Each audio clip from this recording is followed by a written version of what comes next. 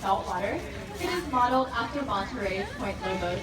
We want to offer to you what these animals look like in their natural environment, as well as give these guys a comfortable place to call home. Our exhibit is home to 6 marine mammals and 2 brown pelicans. Our marine mammals are under the group of animals called pinnaheads. Pinnahead meaning wing or feather-footed. So you can probably guess what's going to come out here soon. Pinnaheads fall under the category of seals, sea lions, and walruses, and they get that name from their flippers that look like wings for the featherfoot. We also have 2 brown pelicans that live on exhibit with us. Their names are Monterey and Santa Cruz. They're hanging out behind me, so I think might make their way out in a few minutes. Both of these pelicans were once wild birds. However, after receiving wing injuries in the wild that did not heal properly, they are unable to fly. A pelican who is unable to fly is unable to hunt, therefore cannot survive independently in the wild, and so that's why they were brought here to live with us, where we can take care of them and give them a whole lot of fish and a whole lot of love every day.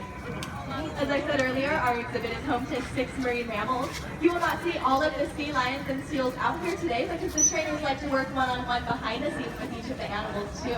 Well, I'll introduce the couple that you will see out here right now.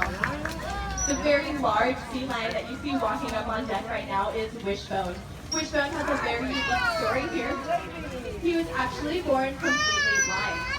He was born without fully developed eyes, so Wishbone has been blind all his life. We get a lot of questions, how can a blind sea lion navigate himself around the pool? Sea lions' whiskers are very sensitive. Those are called vibrissae. So when he's underwater, he can feel the vibration of water moving around rocks and other hard objects and even animals in the pool.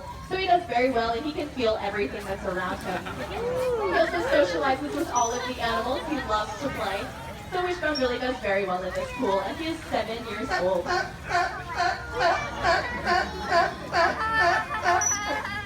Also in the pool, you see Catalina.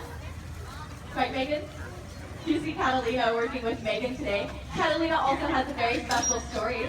She was the survivor of a shark attack. So the best way that you can tell that she's Catalina apart from the other animals is by looking at her back flippers. Sea lions should have 5 digits on each of their back flippers. And she's giving a great example. That gap in the middle of those flippers right there is right where that shark nabbed her. It's right where he took that bite out of her. So really it's hard to identify the animals apart. If she were to have all of her flippers, she would look just like her best friend Avila. However, we are able to tell with that identification that she is Catalina. She does very well in the pool. She's very energetic. She is probably our most energetic animal in the pool. You will see Megan working with her and doing a lot of very body-related movements. She'll be jumping up onto rocks, porpoising in and out of the water, and that's so that she can get all of that energy out. We really want to make sure that every animal has the experience that they want and need throughout the day. Up on deck, you see Ariel working with Vicky. Ariel's a very special sea lion, or harbor seal, I'm sorry, also. Ariel likes to hang out with our other harbor seal, Jetta. When you're trying to tell them apart, I want you to take a very close look at their back flippers. Jetta has a little red tag on her back flipper. Ariel does not. Jetta received that red tag on her flipper at her last facility where she was housed with about 70 other animals. And when you're with that many friends, it's hard to tell you apart from one another. So they went ahead and put that tag on her so that they could identify her. Now when you're down at underwater viewing or even looking at these animals up here, you might wonder, how can I tell the difference between a California sea lion and a Pacific harbor seal? The very first thing I want you to do is take a good look at their coats.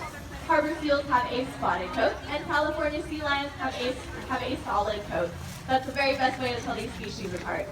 Now, if you're at Monterey Bay or Avila Beach and you're looking out over the water, you might see a little head bobbing up and down in the water. You might not be able to tell if they have a solid or spotted coat. So the next thing I want you to do is look at the sides of their heads. If everyone could grab their ears for me.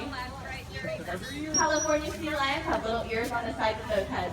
Those are called pinnae. Raise your hand if you can see the sea lion's ears.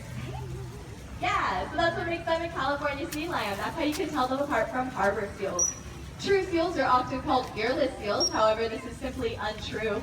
Harbor seals do have ears. They are just totally internal. They don't have any ear flaps on the sides of their heads. They just have little holes. So